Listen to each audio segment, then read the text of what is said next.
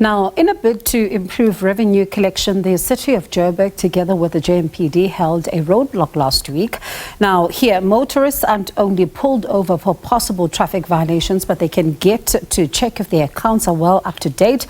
Now, while the city says this is an effort to ensure that accounts are settled, some legal experts are raising questions about this particular approach. So let's find out more about this now and speak to City of Johannesburg's Group Finance, Nyaniso Jeku. Nyaniso, thank you so much for your time this afternoon. I'm going to get to the legalities in just a moment, but someone watching today and wondering, how does it all work? All right. The City of Johannesburg is maximizing on the presence of JMPD at roadblocks, and in that it is then extending a service to its customers, understanding that a lot of property owners would actually be motorists. So the City of Johannesburg is saying, while we have invested in ensuring that roadblocks are carried out, let's maximize on that investment by saying to property owners, here is an opportunity to query your account, to pay your account, to sign an arrangement. So the city is providing a value-added service, taking its services, not only making them available at its offices or through call centers and customer service centers, but taking them to where the people are. And this gives property owners an opportunity to sort of interact with our customer relations agent at these traffic roadblocks, something which has been appreciated by a lot of property owners whom we've stopped. So how does it work then at a practical level? I'm driving, here's the roadblock. Does a JMPD officer come to me and then one of the revenue collection officers, or do I have to ask for the service? How does it all work?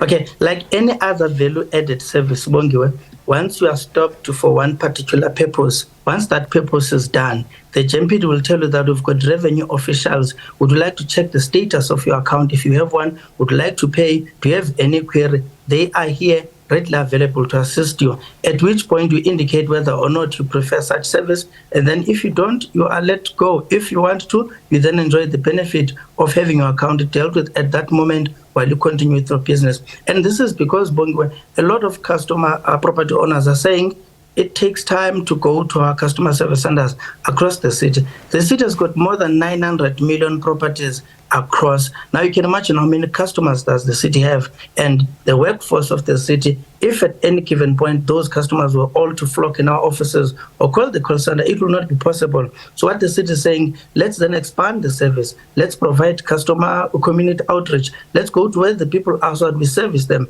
And this is important because the city needs revenue. It needs to generate revenue in order to continue delivering service. So this is done by the City of Johannesburg to make sure that it continues its promise of service delivery. So motorists can refuse to participate in this value-added service? They can refuse. A motorist to say, I don't want to make any inquiry. I am not interested.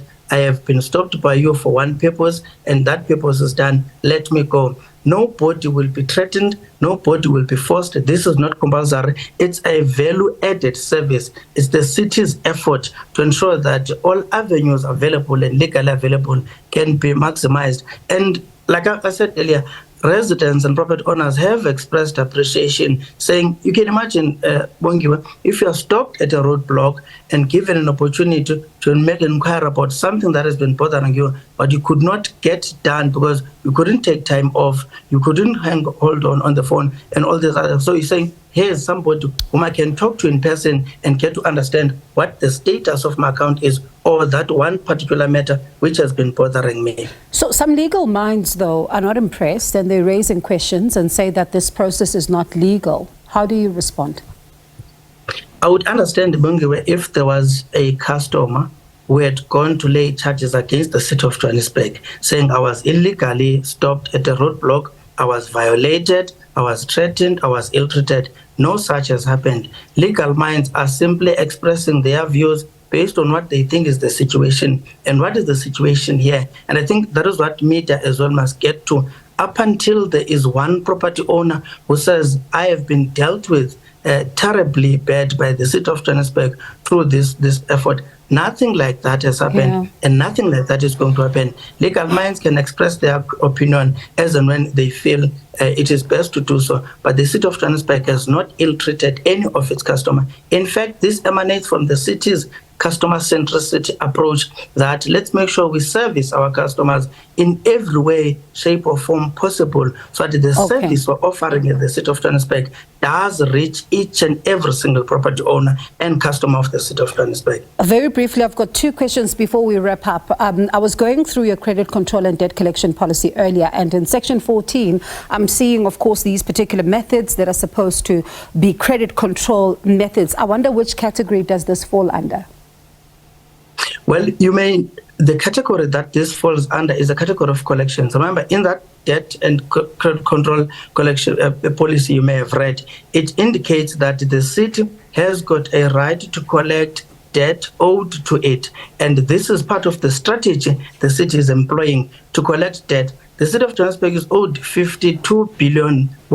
Should that 52 billion rands not be collected, the city run a risk of being unable to provide services even to those ratepayers who are paying. And once services are not provided, chaos will ensue. Imagine if you don't have water tomorrow, you don't have electricity, because the city could not pay suppliers. The city purchases water and electricity in advance every month to supply its residents. What it expects in return is a payment for such services. So it has got to employ variety of means to ensure collection of revenue. Pardon me, Nyaniso, since you started then, of this 52 billion, how much have you collected since you started this method? I don't have figures offhand by now, but we are making progress, obviously not with as much speed. Mind you, we do provide quarterly reports to council, so I cannot stand and say this much has been collected, but as and when the time comes, a report will be provided, and reports of the City of Johannesburg are made available, and there are public documents which can be viewed at that point in time. What we are doing, we call on all residents to prioritize Bongiwa. Actually, they should pay their municipal services even before paying a TV license to SABC. How? But that guarantees my paycheck. So they have to prioritize both. It guarantees my paycheck. But let me thank you. Let me thank you, Nyaniso. And I hope we catch up. When we catch up again, we talk about how much of this 52 billion rand have you been able then to break down in terms of the figures. But they must pay their TV licenses. It guarantees my paycheck. It's quite important. But let me thank you for your time. That was the City of Johannesburg's Group Finance, Nyaniso Jeku, talking to us about this particular interesting method. So if you're stopped at a roadblock, remember, you do have the option to say no if you do not want this particular service of checking your rates and taxes.